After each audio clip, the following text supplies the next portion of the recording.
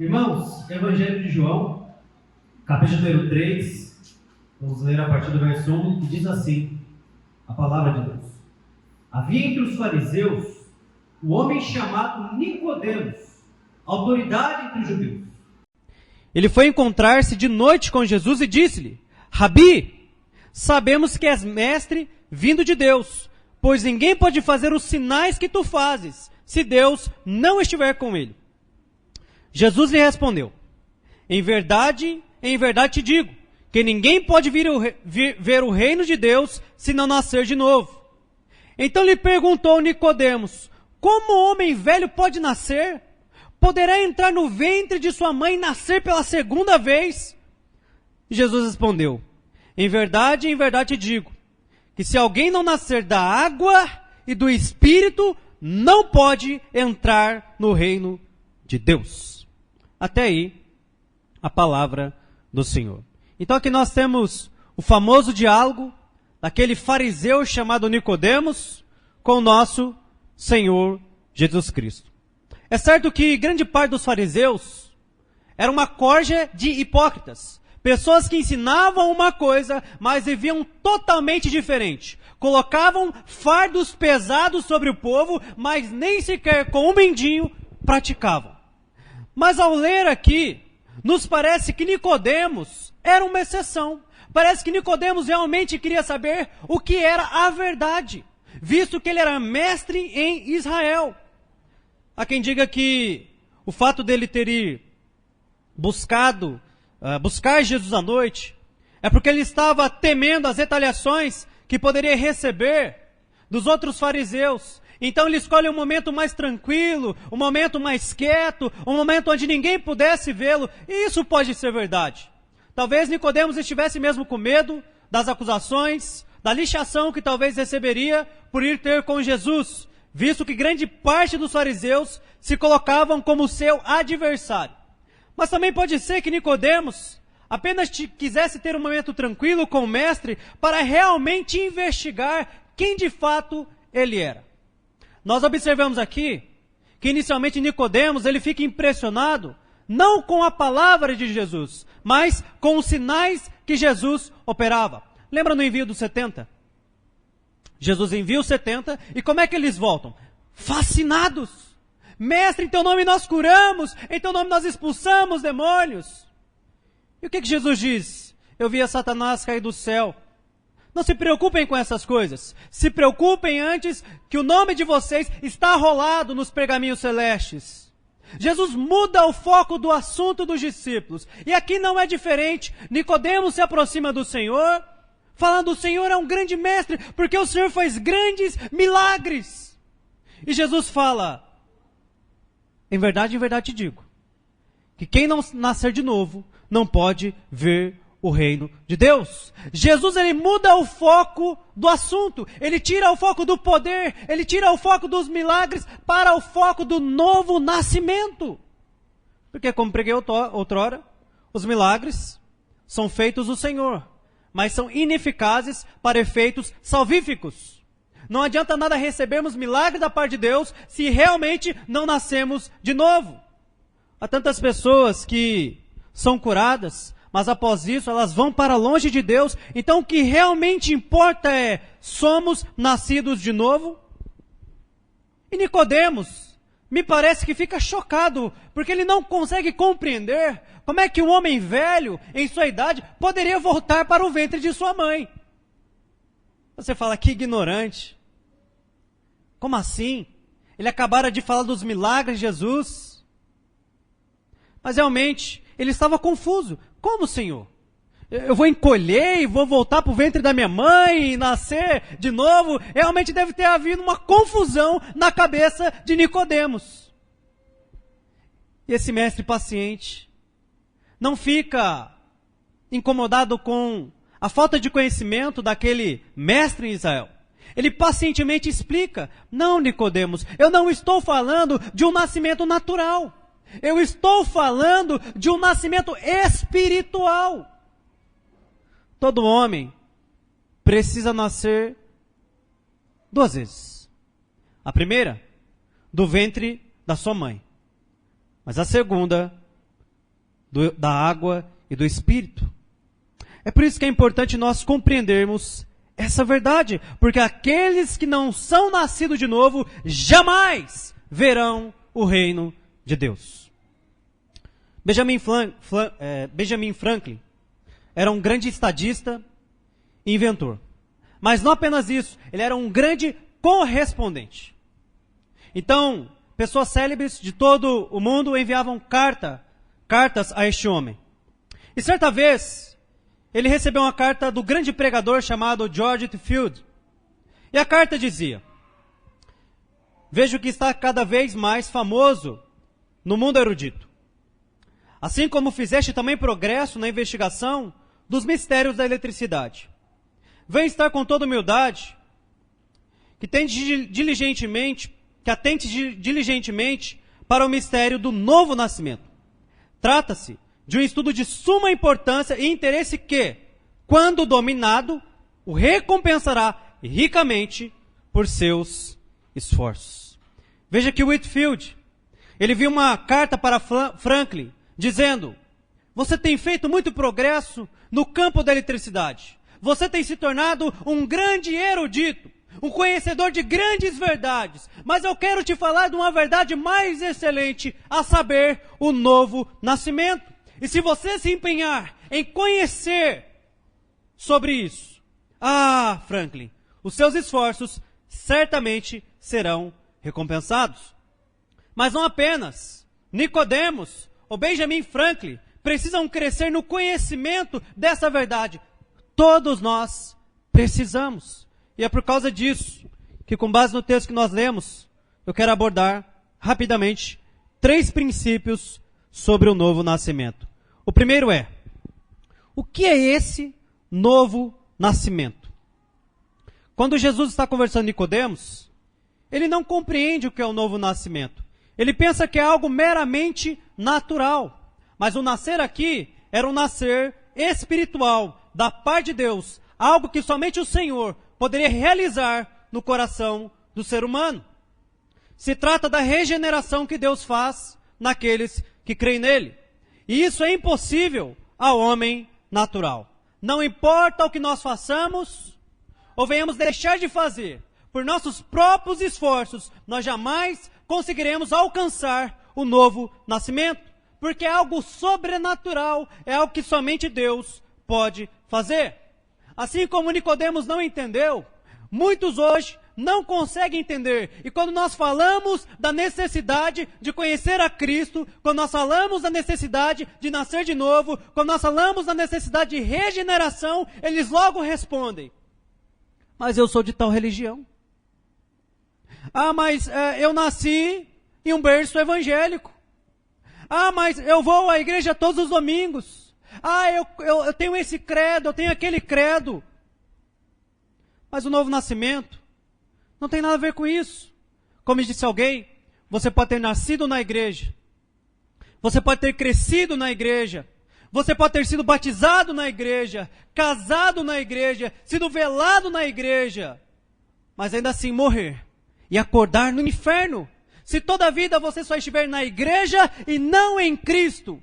Há muitas pessoas que estão apenas preocupados em frequentar uma igreja aos finais de semana, mas não se preocupam se o seu coração de fato foi regenerado. E como é que ocorre então esse novo nascimento? Pensemos aqui da forma natural como uma criança é gerada. Bom, o pai se une à mãe, o espermatozoide ao óvulo, e aquilo dá origem a um embrião no ventre materno. E depois de 9 meses, está ali. A criança nasce. Mas quando se trata do nascimento espiritual, é necessário o agir do Espírito Santo, somado à palavra de Deus. Lembra Atos 16? Paulo, guiado pelo Espírito, vai para a Macedônia e vai para a cidade de Filipos. Chegando lá, ele vai pregar à beira-mar e encontra um grupo de mulheres religiosas, entre elas Lídia, vendedora de púrpura. E ele passa a pregar o evangelho. E a Bíblia diz que o Espírito do Senhor abriu o entendimento de Lídia para atender às palavras do apóstolo Paulo. Palavra e Espírito. Lembra o que vai dizer Romanos 10, 17? A fé vem pelo ouvir e ouvir a pregação da palavra de Deus. Lembra o que vai dizer em Gênesis 1? No princípio criou Deus os céus e a terra. A terra, porém, estava sem forma e vazia, e o Espírito de Deus pairava sobre a face do abismo, e disse Deus que haja luz, e houve luz. Palavra e Espírito. Irmãos, o novo nascimento ocorre quando nós somos expostos à palavra de Deus, à pregação fiel. Então o Espírito vem e abre o nosso entendimento, e abre o nosso coração, para que aquela semente germine em nós. E esse novo nascimento vai gerar mudança em nosso interior, vai mudar a nossa natureza. É mais ou menos o que acontece com a lagarta. A lagarta é um animal feio. É um animal que causa destruição na natureza. Destrói plantações. Não causa nenhum bem à vida ecológica. Mas então, em certo tempo, ela se envolve em um casulo. E depois de um período, ela surge como uma borboleta.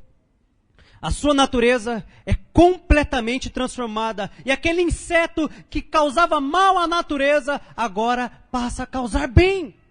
E voa de flor em flor, levando pólen e tudo mais. Irmãos, é isso que Deus faz conosco. Ele muda o nosso coração. E nós que antes fazíamos e praticávamos o que era mal, agora passamos a ter atitudes que geram vida.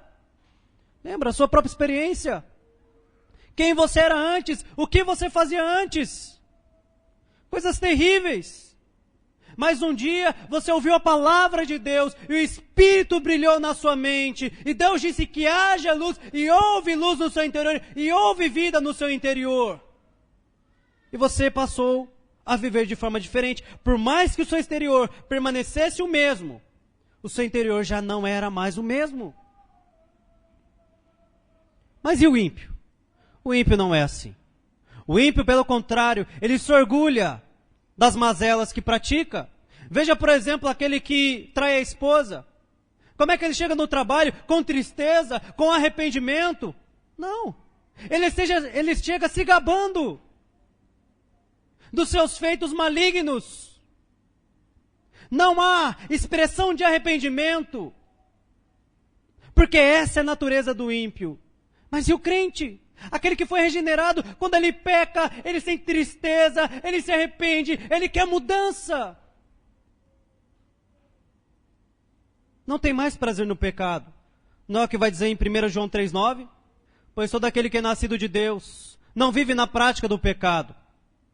Pois o que está nele é a divina semente. E este não pode mais viver pecando. Assim é aquele que nasceu de novo. Não é que ele não comete deslizes. Não é que ele nunca tropeça. Não é que acidentes não aconteçam. Mas toda vez que acontece, ele se prostra perante o Senhor, se arrepende e volta ao caminho. Mas o ímpio, ele se entrega aos seus vícios, às suas paixões infames, à prostituição, à imoralidade, à mentira, à inveja, ao desprezo para com a palavra de Deus, o desprezo para com a igreja do Senhor. Ele age com indiferença. Ele fomenta brigas, facções, é soberbo, insubmisso, idólatra, avarento, dá falso testemunho, é mentiroso, libertino, mundano, e a lista é muito grande. Mas ao fim dela, há sempre regozijo. O ímpio, ele se alegra com a sua própria imundícia, com o seu próprio pecado. Mas nós não. Nós, pelo contrário, queremos fugir dessas coisas. No nascimento natural, há um penoso trabalho de parto. A mulher sofre, às vezes, por horas. Eu lembro na primeira gestação da minha esposa, que a gente estava tentando ter normal. Entrou em parto meia-noite até às 4 da manhã, uma agonia, gritos, e as outras meninas também gritavam, e aquele sofrimento. Realmente algo muito doloroso. Mas então, ela foi para a sala de cirurgia e a criança nasceu. E foi algo maravilhoso. Irmãos, o nosso Salvador realizou um trabalho penoso naquela cruz. Ele foi moído por nossas iniquidades, castigado para que hoje eu e você pudéssemos ser membros da família de Deus. É o que vai dizer Isaías 53:11. Ele verá o fruto do trabalho de sua alma e ficará satisfeito. Com o seu conhecimento, o meu servo justo justificará muitos e levará sobre si as maldades deles. O nosso Senhor, ele sofreu. Mas não era por causa dele, não era por causa dos seus pecados, era por causa do meu e do seu pecado. Para que nós pudéssemos ter vida, ele morreu. Para que nós pudéssemos ser justificados, ele morreu como condenado. Para que nós pudéssemos gozar das bênçãos de Deus, ele foi feito maldito naquele madeiro. E permitiu que todo aquele que depositar a sua fé nele possa nascer de novo. Segundo princípio.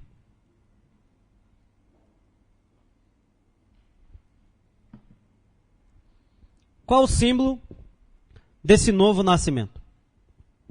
Nicodemos queria saber como? Como hei de nascer de novo? Jesus, por mais que não pareça, era um homem realmente simples, que sabia como pegar figuras do cotidiano e transformá-las em símbolos marcantes. Ele faz isso com um simples pão e com vinho, dizendo: este é o meu corpo e este é o meu sangue. Isso é eternizado. Nós fazemos isso na ceia do Senhor. E no batismo, ele vai usar duas figuras aqui, a água e o Espírito. Porque o batismo, nas águas, que nós faremos daqui a pouco, é o símbolo, então, deste novo nascimento. É igual ao casamento. Qual é o símbolo do casamento? A aliança, o anel. Eu uso esse anel, eu uso essa aliança, porque é um símbolo que eu estou comprometido com alguém. É assim que funciona. Então o batismo também é esse símbolo. O batismo é a confissão pública de algo que aconteceu no coração. A fé em Jesus Cristo e o arrependimento. E ele é extremamente necessário para aqueles que querem ser discípulos de Cristo. Mas uma coisa é certa. O batismo, ele não salva. O batismo, ele não gera novo nascimento. Ele é apenas um símbolo importante. Mas se de fato o seu coração não foi regenerado, você descerá um pecador seco e subirá um pecador molhado. Há pessoas que acham que há um poder místico, um poder mágico no descer das águas. Não, não há. O poder está na palavra de Deus.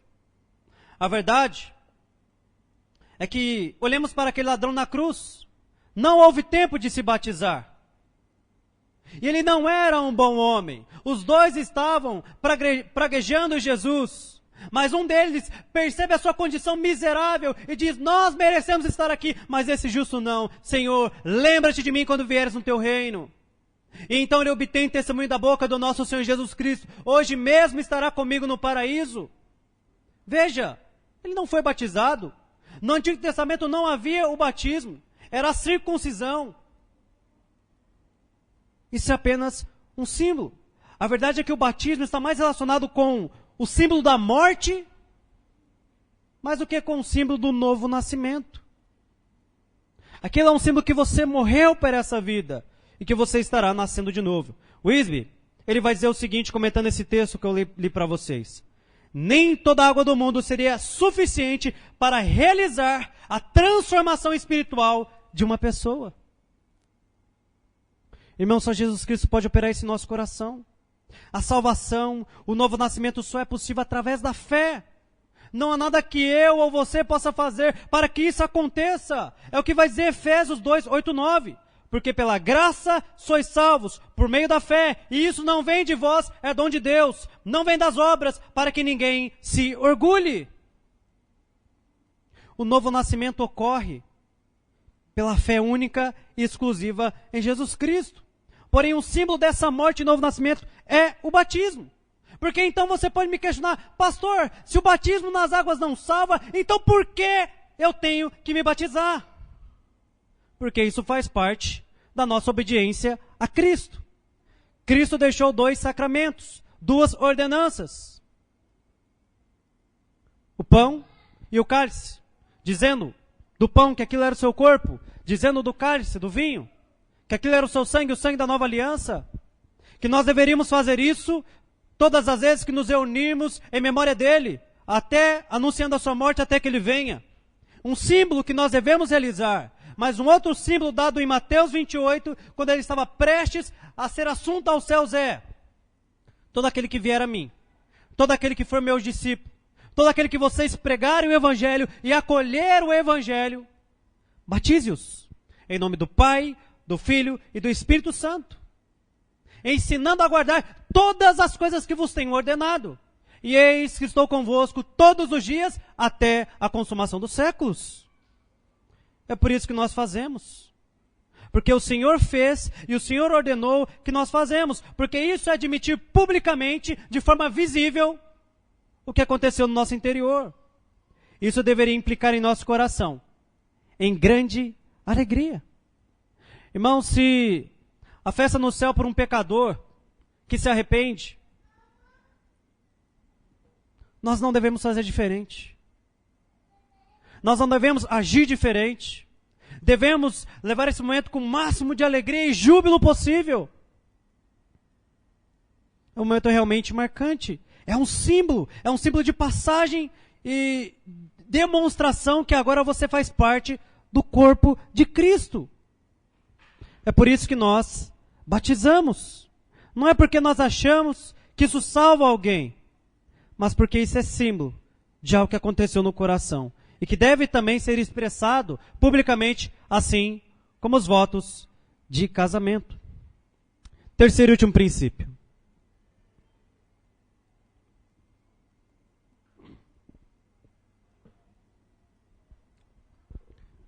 As implicações do novo nascimento. Ok, pastor? O senhor falou de como ocorre o novo nascimento. O senhor falou qual é o símbolo deste novo nascimento. Mas quais são as implicações práticas em minha vida? Eu quero te explicar isso começando com uma breve ilustração. Que na verdade é um fato. Certa vez uma garota estava realmente desesperada por diversas coisas que havia feito. Tinha tomado uma série de decisões erradas, que acarretou consequências terríveis à sua vida e à vida de pessoas que estavam ao seu derredor. E para essa garota, não havia outra saída senão a morte. E ela então conversa com o pastor. E ela então começa a falar de tudo o que ocorreu, de tudo o que estava acontecendo, de tudo o que ela havia feito. E o pastor pacientemente ouve. E no final ela conclui: não há outra saída para mim, pastor, senão a morte. E o pastor, muito sábio, olhou para ela e disse: eu concordo. E aquela moça ficou surpresa, porque ela esperava que aquele pastor falasse: não, minha filha, você é preciosa para Deus. Tire essa ideia da sua cabeça. Não pense assim.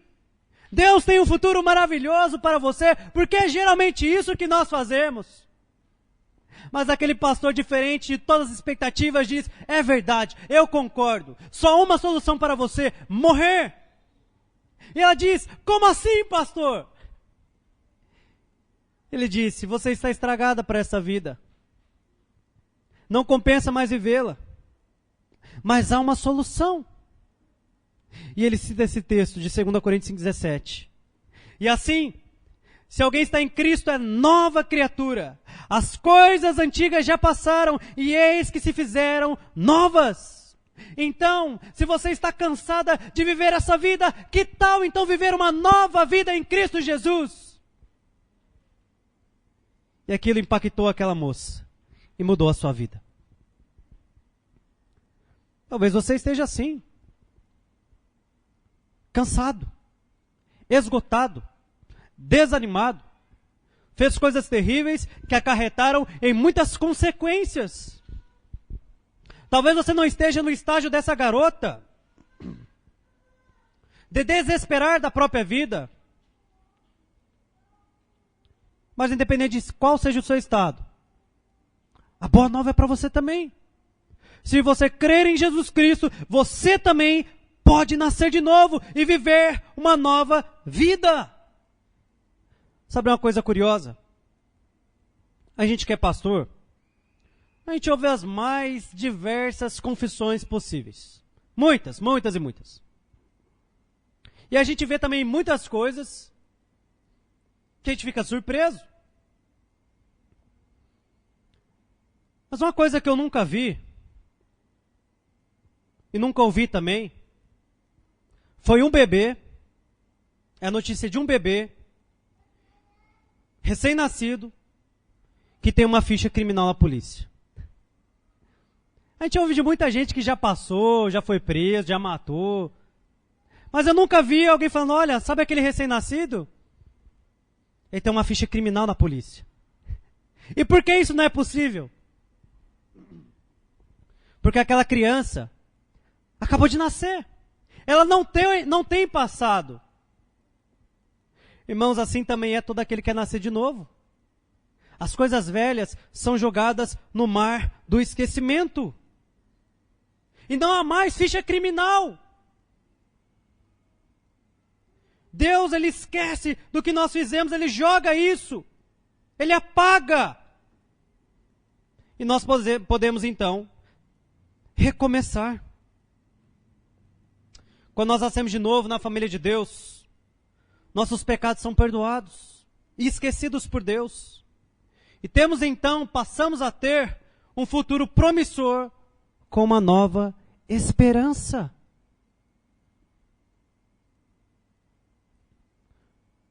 Há um cântico que diz, acho que, não sei se tocou hoje, mas ele diz exatamente isso.